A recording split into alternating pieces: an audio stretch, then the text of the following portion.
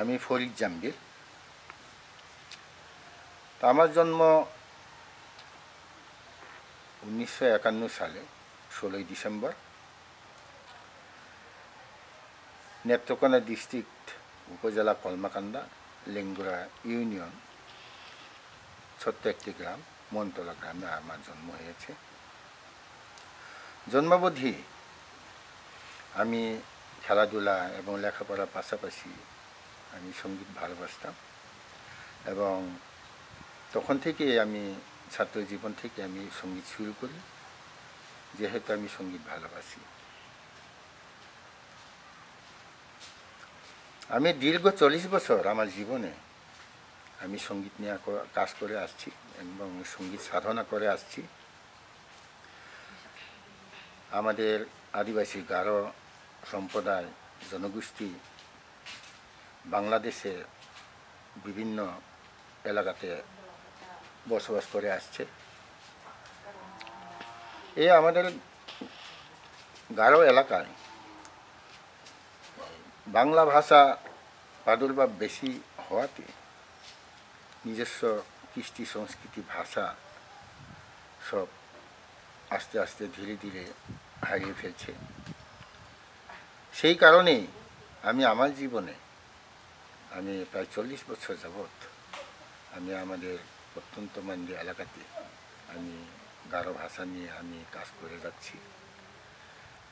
সঙ্গীতের মধ্য দিয়ে ভাষা চর্চা শিক্ষাদান করে আসছি।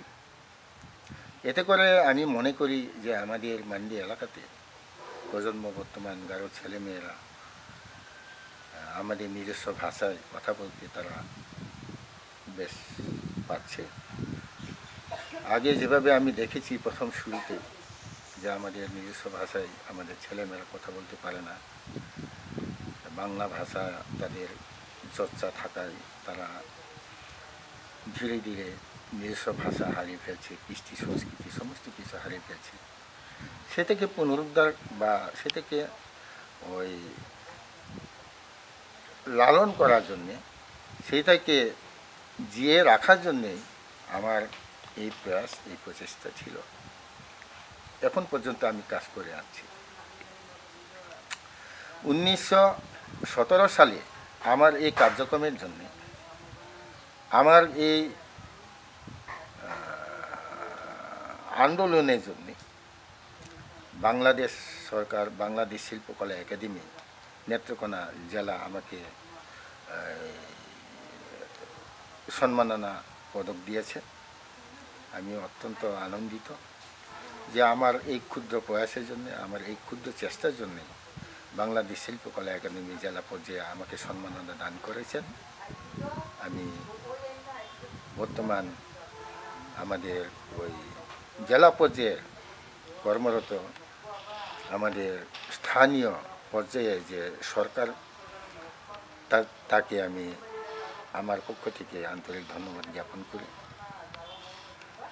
আমাদের এই ক্ষুদ্র প্রচেষ্টা, আমাদের ক্ষুদ্র নৃগোষ্ঠী গারো কৃষ্টি সংস্কৃতিকে বাঁচিয়ে রাখার জন্য যে প্রচেষ্টা, সেই প্রচেষ্টাকে বাংলাদেশ সরকার যথেষ্ট মর্যাদা দিয়েছে এবং এই সম্মাননার মধ্য দিয়ে তারা আমাদেরকে সামনে এগিয়ে যাওয়ার জন্য আমাদেরকে উৎসাহ প্রদান করেছে।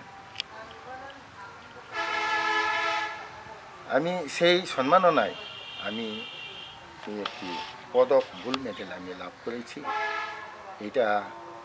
এই পদকটা আমার জন্য নয়, আমার ক্ষুদ্র নৃগোষ্ঠী আদিবাসী গারো আদিবাসীদের এটা একটা গৌরব। এটা একটা সরকারের কাছ থেকে, বর্তমান দেশ থেকে এটা পাওয়া, এটা অনেক বড় পাওয়া আমি মনে করি। তো আমি আশা রেখে আমাদের কৃষ্টি সংস্কৃতি উন্নয়নের জন্য আমরা যে সমস্ত কাজ করব বা করি, সরকার যেন আমাদেরকে সাহায্য সহযোগিতা যেন দান করে, আমাদের এই প্রচেষ্টা যেন আমরা সাফল্যমণ্ডিত করতে পারি।